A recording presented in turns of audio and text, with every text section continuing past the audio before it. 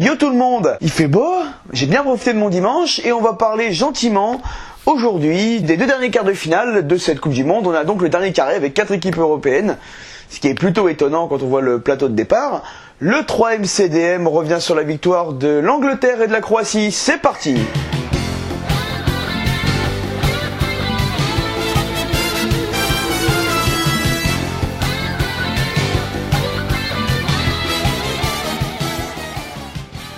Ah merci les dieux du foot et merci Subasic. Merci de mettre la Croatie dans le dernier carré. Il le mérite tellement. Avec la Belgique, pendant les phases de poule, ça avait été l'équipe qui avait mis le plus beau jeu en place. Là, il trouve le moyen de revenir au score face aux Russes, de passer devant pendant les prolongations et de quand même se faire égaliser. Je vais quand même lever mon chapeau à nos amis russes parce qu'ils ont fait une Coupe du Monde largement au-dessus de ce qu'ils pouvaient espérer avant la compétition. Ils ont mis le but vraiment qu'une seule fois contre l'Espagne. Mais hier, ils ont joué, ils ont tenté, ils ont voulu aller de l'avant, ils ont essayé de construire. Dès qu'ils ont été menés au score ou dès qu'ils ont pu faire trembler la Croatie, ils l'ont fait.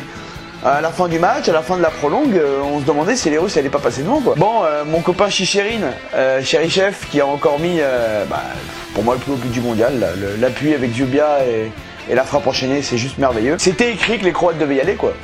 Mais 2 fois 120 minutes, ça fait peut-être beaucoup face à l'Angleterre.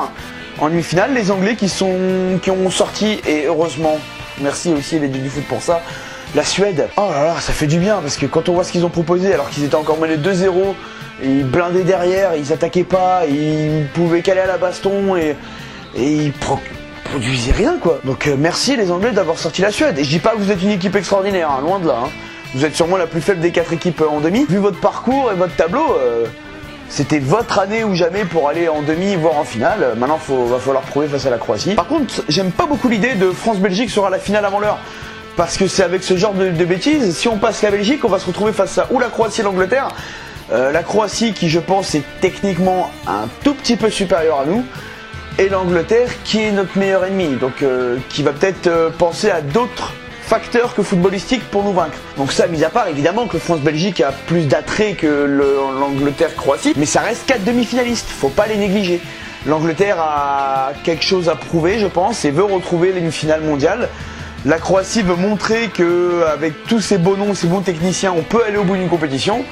La France veut répondre à son potentiel de départ et ce qu'ils ont montré depuis les 8e de finale où c'est la meilleure équipe du tournoi depuis les 8e. Et la Belgique faire... décrocher la cymbale de cette génération dorée. Voilà, donc ces 4 pays-là ont quelque chose à montrer.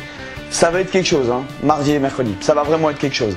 En tout cas, j'aurais hâte de vous y retrouver pour reparler, vous refaire les 2 derniers CDM avant la fin, parce qu'il y aura celui de la finale. Je ferai pas celui pour le match pour la 3ème place, parce que ça ne m'intéresse pas. J'ai hâte d'y être. Allez les bleus, je vous fais des bisous.